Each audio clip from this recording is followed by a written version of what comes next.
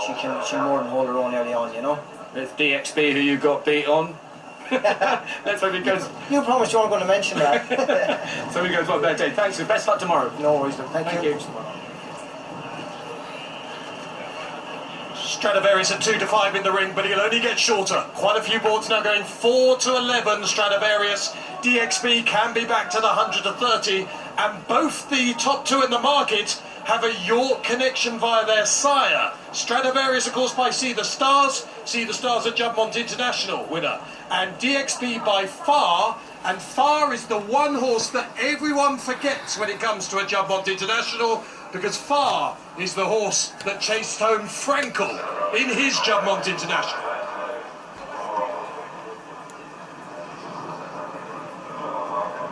Right, what does SDS do here on DXB?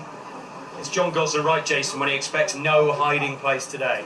Well, Sylvester's got to try and get Frankie Dettori into a battle from the top of the straight, and that would be his only chance of managing to break Stradivarius, because what he has under this trip is a change of gear, and that is the vital key. Yeah, I think that Sylvester has to look to go fast enough that's right on the edge of DXB's comfort zone. It's well established Stradivarius is a turn of foot at the end of these races. Sylvester needs to turn this into a slog. All yours, Richard. Thanks, Ed. The Weatherby's Hamilton Lonsdale Cup will again be £1 million payday for Stradivarius. Four runners jump out, and Stradivarius jumps so alert that he goes for the lead, but I think Silvestre de Sousa is going to press on with DXB, and Il Paradiso, in receipt of this weight, is also going to press on. The pace is not a frenetic one by any means, the two just eyeballing each other slightly.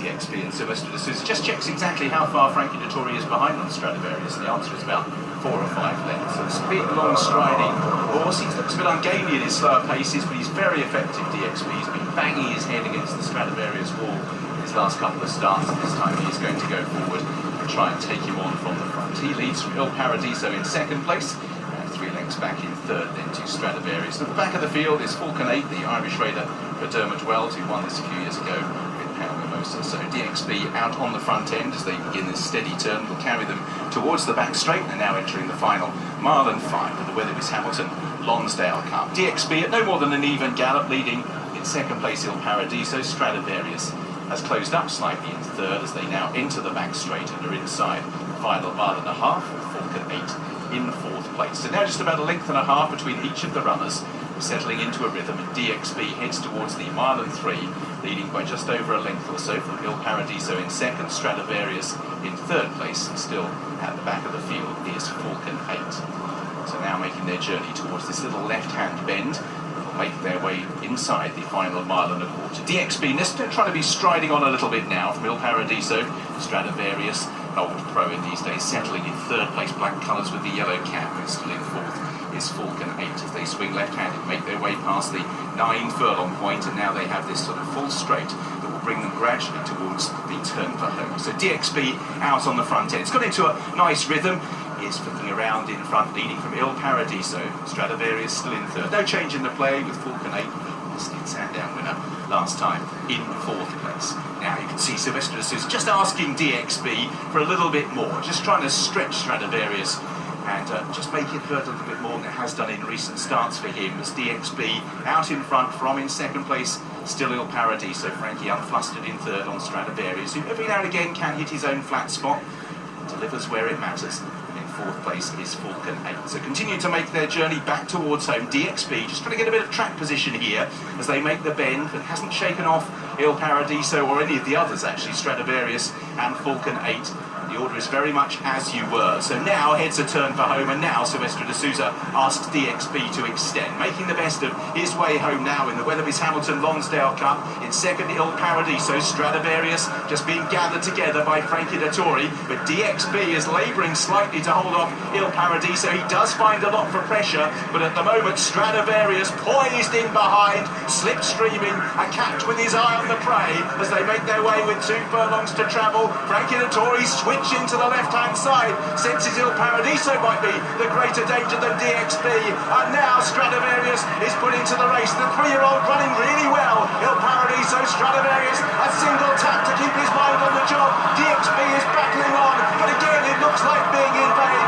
Stradivarius not doing a great deal in front. He doesn't have to. It's another big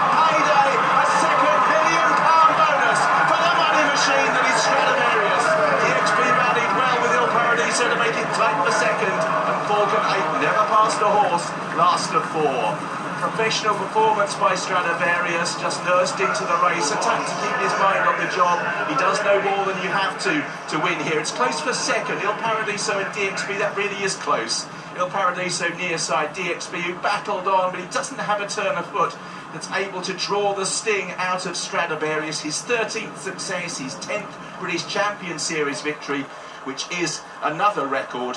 And for Frankie Dettori, well, what a payday. Stradivarius has, as I say, proved a money-making machine, and the unbeaten record which stretches back to October 2017 continues, and for the second year in a row, the Withibis Hamilton £1 million bonus is won by Stradivarius.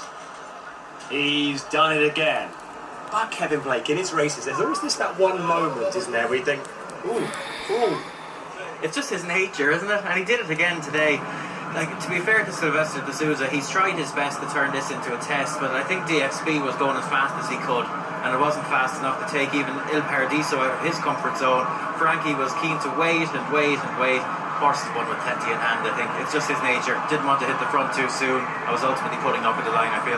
Tactically, it was so interesting, wasn't it, Jason? We were watching Stradivarius slipstreaming Il Paradiso up behind DXB, and then there's that moment when Frankie decides it's going to go right. Yeah, not to go and eyeball DXB and give him that opportunity to get into an eyeball battle.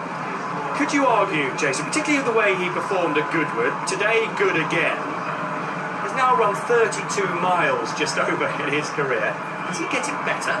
Well, I think that he's just so tractable, isn't he? You know, even Frankie at that moment where at the top of the straight where he had to get down and just lower himself into the saddle, but he responds, and then he's come good, and you're in a terrible situation there of going too early. And we talk about ratings. For a horse that's achieved so much as he's achieved, he hasn't got this sky-high rating, but that's because he only just does enough to win. He finds that way to win, but never by huge margins, and that's what gives him the longevity to keep coming back race after race, season after season. Listen to the cheers. Listen to the cheers and the applause. We are so lucky this week.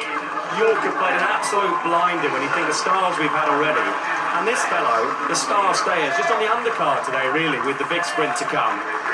But this lot know when they see a good horse, and he's getting a really good and well-deserved round of applause. The great mind, the guts, he's got the look. Yeah, he has. To be able to keep on responding, showing the right attitude. When he came back in, after his win early in the season here at York, he just had a whinny and a neigh as he came back in, and I thought, oh, maybe that is it. That's the turning point. He's starting to think too much about his colty job that possibly is going to lie in wait for him, but John Gosden has handled him perfectly. It was iconic yesterday. It's Bell and Dettori again. And Ollie, are we going to see tears this time as he works out his percentage of $1 million? He's just saying he's a millionaire again. I think he's got his mind firmly focused on the cash. Well done, Frankie. That was some performance once again from him. Just talk us through the tactics. You took him on the inside rail. I wanted to drop his head at the beginning. DXD was the one I had to beat. And then I know he's got a tremendous turn of foot, so I waited and waited. Then at one moment I thought Wayne Lauder was going better, so I got in his wheels. And I waited just before the third. I said, come on, son, let's go. Let's put this race to bed. He went whoosh. And then he gets the length in front and he thinks the job's done. The thing that sets great sportsmen and women apart, Frankie, is obviously their talent, but also their ability to handle pressure. And you've had some year. How have you found it, and how have you been able to deal with it all? Well, I'm not crying today. I think I used all my tears yesterday. I mean, when you ride horses like this, the people's favourite, people get attached to these. You know, with him, you're always going to get a fight. And that's why you get all these people here, because these horses are special, and they're very pleased to be part of them, you know. Good yesterday, smiles today, great entertainment as always. Well done, Frankie. Thank you, Ollie. Not crying. Dion Nilsson's just having a chat with Jason. And you have to say fair play to Weatherby's Hamilton for putting up this bonus. He's done it again. Will it happen next year? And Matt Chapman, you knew this would happen. You haven't taken on Stradivarius at all this year. You said it wouldn't happen in May. Come on now, give this horse the credit he deserves. This is a tricky one, Ed. It depends if we want to deal in facts or fiction. Let's deal with the fiction first of all. Well, it's not fiction. He's magnificent, isn't he? And he has that will to win, and he's very like his sire. But let's deal with the mathematics. In 9 wins since October 2017, the official BHA handicapper has only rated this horse higher than 9 races ago. What that tells us is that he is beating a desperate group of stayers. Now, you can interpret that like you like, party pooper, whatever you like to say. I mean, remember, he's beaten a horse today who's not even listed class in Il Paradiso. So his winning run is extraordinary, his will to win is extraordinary, but the horses he's been beaten are absolutely pants as far as staying class is concerned. They're nowhere near a Yates or an Ardross or anything like that. Just £3 higher than 9 races ago.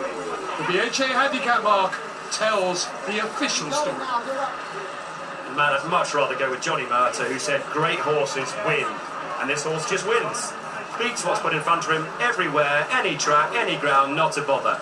And I love the fact Bjorn Nilsson, with his back to us, says he and his family and his kids are having the time of their lives.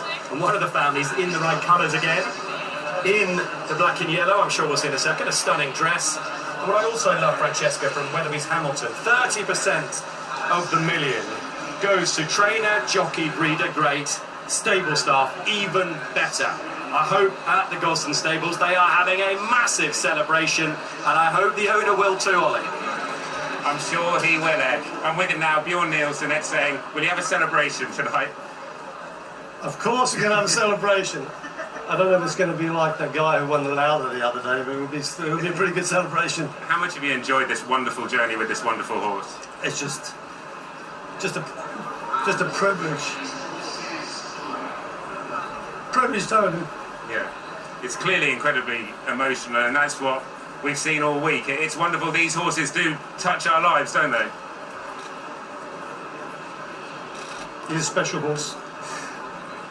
He really is. Do you know what? We'll leave you to enjoy the celebrations. Well, I'm going to grab a quick word with John if I can. Congratulations. Enjoy the party. Let's just see if we can get a word from John. John, well done. Pressure's been on you this week, but horses and you have handled it superbly. How would you sum that performance up? Well, he's fine. I mean, they've gone steady, and then they've really picked it up from a long way out. And DXB's an honest, tough horse, and he's got they've got a horse we're giving £15 with a 3-year-old beside him. So I think they've broken the track record, not surprising. He's travelled into the race. Frank thinks, till I go left of them, no, I'll go right of them, close to the grandstand. He can wave them. And he's quickened up well, but he's one of these horses, when he hits the front, he says, well, I've done it, I've done my job, thank you. Don't want me to go 2 legs clear. And he's very quick. As soon as Frankie eases up on him, he drops the lot, you know. You mentioned he quickened up well. He does have speed, this horse, as well as obvious stamina. Matt Chapman was making the point that he's not beating up superstar stayers here. Would you be tempted on the back of this, given he's won the bonus again, to go to the Arc with this horse? We'll see what Beyond wants to do. I think you've had great stayers, Sagaro, Yates. They have one thing in common. They can cruise and cruise and cruise and then pounce. They have the turn of foot. And that's what that's his greatest weapon. He has that, can travel, has that acceleration. Yeah, he'd probably be fine over 1.5 miles. He might have found the 2 miles too far, but he has won a Gold Cup. So I'll leave it to the owner breeder. He knows his horse better than me. The final question, obviously the decision will be made, but you see these horses at home. If they were to race against each other, Enable and Stradivarius, how much of a challenge would Stradivarius pose to Enable? I think it's an unfair question. To be quite honest, you know, she operates at a slightly different level, and that is all I will say, because I don't want to demean any horse. She's the most wonderful horse, but she does slightly operate at a different level, and I hope that's tactful enough. Well done. And here's the nice touch. Here's the nice touch. The lap of honour here at your Surinder Palmer. Proud as punch. The man who looks after Stradivarius, Francesca applauding, and rightly so. We should be applauding. He just does enough. To me, he's a great today. He beats everything you put in front of him. Or do you agree with Matt, who says, no, he's not? Look at the blooming ratings. Oh, Chapman's argument is ridiculous, Ed. Number one is factually incorrect. This horse is rated 121. Yates was 122. But talking about a horse's greatness is about so much more than peak rating. So much more comes into the discussion. Their longevity, their versatility, their ability to overcome adversity. This horse has it all. He's put together an unbelievable winning run. He's a champion. Champions win regardless of the circumstances. Quite often we see horses go off and have this like streaking win by lengths, and they get this huge rating because they put that distance between them and the second, but they often fail to reproduce that kind of form. Yet this guy, like an Abel, keeps winning. The people loved Double Trigger, I think, more than any horse that I was associated with, because he kept turning up and putting it on the line, and he used to wear his heart on his sleeve like this lad did. His official top rating, 119, and he was a great stayer. And who cares? Nobody. That's the thing. We'll leave it there, Kev. We'll leave it there, Kev. We'll leave it there, This is Kev. a champion and a great horse. Well said. Get your thoughts in, perhaps to the social stable. I think the opening show tomorrow morning on ITV4 at 9:30 might be rather lively. I look forward to it. He beats all the competition put in front of him. We'll see the £1 million collected in a moment. But now our very own competition.